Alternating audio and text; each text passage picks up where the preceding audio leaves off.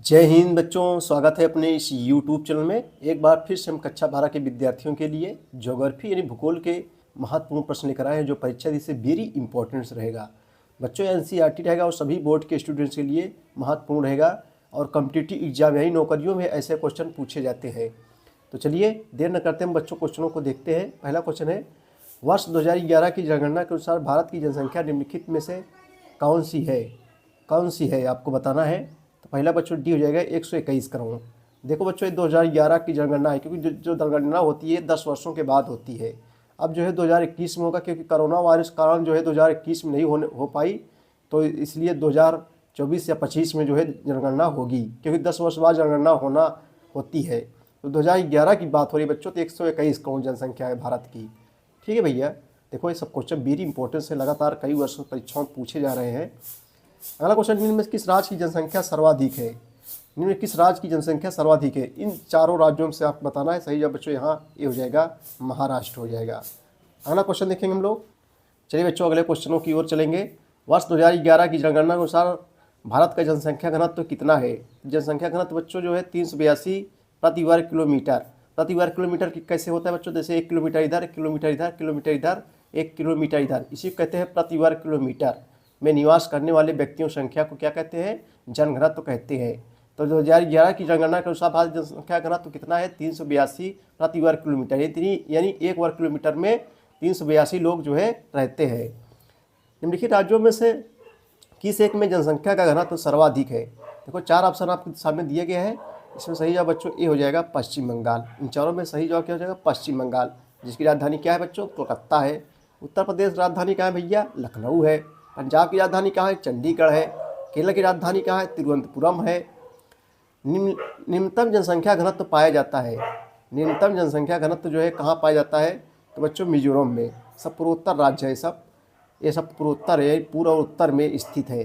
तो न्यूनतम जनसंख्या घनत्व वाला पाया जाता है कहाँ? मिजोरम में पाया जाता है, जिसकी राजधानी क्या है? आइजोल है।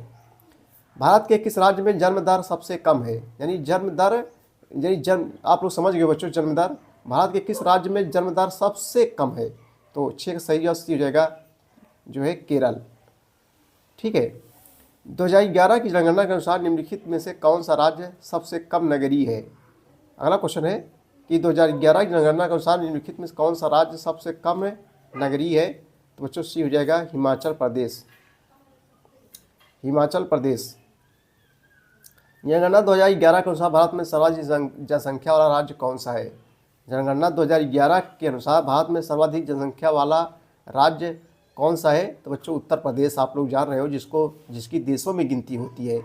अगर देखा जाए विश्व में 5वां स्थान है उत्तर प्रदेश का जनसंख्या की दृष्टि से, देशों में मैं बता रहा हूँ, यानी उत्तर प्रदेश में बहुत ज़्यादा जनसंख्या है। निम्नलिखित में से कौन सा एक समूह भारत में विशालतम भाषाई समूह है? निम्नलिखित में से कौन सा एक समूह भारत में विशालतम भाषाई समूह है? तो 9 को बच्चों सी हो जाएगा, भारतीय आर्य। सही जवाब जो है सी हो जाएगा। 2011 जनगणना के अनुसार निम्न में से कौन भारत का बृहत्तम 10 लाखी नगर है? कौन जो है बृहत्तम 10 लाखी नगर है? तो बच्चों डी हो जाएगा, मुंबई हो जाएगा। ठीक है भैया।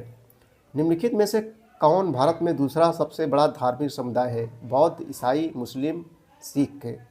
तो बच्चों 11 सही जवाब सी हो जाएगा, मुस्लिम हो जाएगा। वेरी इंपॉर्टेंट है, लगातार 2 वर्षों में पूछा जा रहा है। भारत में दूसरा सबसे बड़ा धार्मिक समुदाय कौन सा है? मुस्लिम है। पहला कौन है? हिंदू है। निम्नलिखित में भारत में तीसरा सबसे बड़ा धार्मिक समुदाय कौन सा है? तो बच्चों ईसाई है।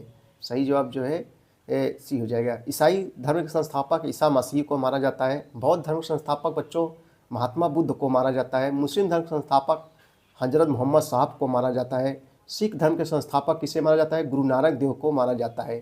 तो इस धर्मों के संस्थापकों का भी नाम आप लोगों को याद रहना चाहिए। चलिए अगला क्वेश्चन हम लोग देखते हैं।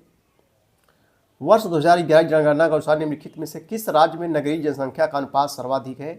तो यहाँ सही है बच्चों सी हो जाएगा, महाराष्ट्र, जिसकी राजधानी जो है क्या है? मुंबई है। आइए बच्चों अगला क्वेश्चन बहुविकल्पी हम लोग देखते हैं कक्षा 12 के विद्यार्थियों के लिए ज्योग्राफी के। प्राचीन समय में वस्तुओं का व्यापार किस स्तर तक होता था? प्राचीन समय में वस्तुओं का व्यापार किस स्तर तक होता था? तो स्थानीय स्तर तक जो है होता था। अगला क्वेश्चन है, 15वीं सदी में उपनिवेशवाद के साथ साथ किस प्रकार का व्यापार जो है प्रारंभ हुआ?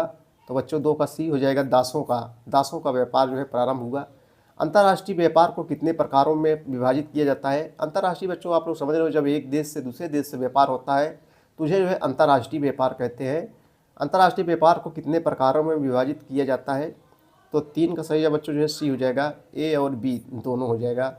विकसित देश विकासशील देशों में पूंजी निवेश करके प्रयास करते हैं कि क्या होगा 4 का? तो बच्चों 4 का डी हो जाएगा। ये सभी खाद्य पदार्थों की पूर्ति, खनिजों का आयात, निर्मित वस्तुओं का बाजार, ये सभी हो जाएगा, फिर डी हो जाएगा। WTO की स्थापना जो है किस वर्ष की गई? WTO की स्थापना जो है किस वर्ष की गई? 1995 ईस्वी में WTO की स्थापना 1995 में की गई। WTO यानी वर्ल्ड ट्रेड ऑर्गेनाइजेशन यानी विश्व व्यापार संगठन, इसका फुल फॉर्म है। इसका मुख्यालय बच्चों कहाँ है? जनेवा में है। जनेवा कहाँ है? स्विट्जरलैंड में स्थित है। तो आप लोग समझ गए हो, व्यापार संबंधित नियम कानून बनाए जाते हैं। निम्नलिखित महाद्वीपों में से किस एक से विशाल व्यापार का सर्वाधिक प्रभाव होता है? एशिया, यूरोप, उत्तरी अमेरिका, अफ्रीका, ये सब महाद्वीप हैं। तो महाद्वीपों में से किस एक से विश्व व्यापार का सर्वाधिक प्रभाव होता है? तो सही जवाब बच्चों बी हो जाएगा, यूरोप हो जाएगा। हुगली नदी पर निर्मित कोलकाता का पत्तन किस प्रकार के पत्तन का जो है उदाहरण है? तो अंतर्देशीय पत्तन, सही जवाब जो है ए हो जाएगा। संसार के अधिकांश महान पत्तनों को जो है किस पत्तन के रूप में वर्गीकृत किया गया है? तो 8 का बच्चों को क्या हो जाएगा? बी हो जाएगा, विस्तृत पत्तन के रूप में वर्गीकृत किया गया है।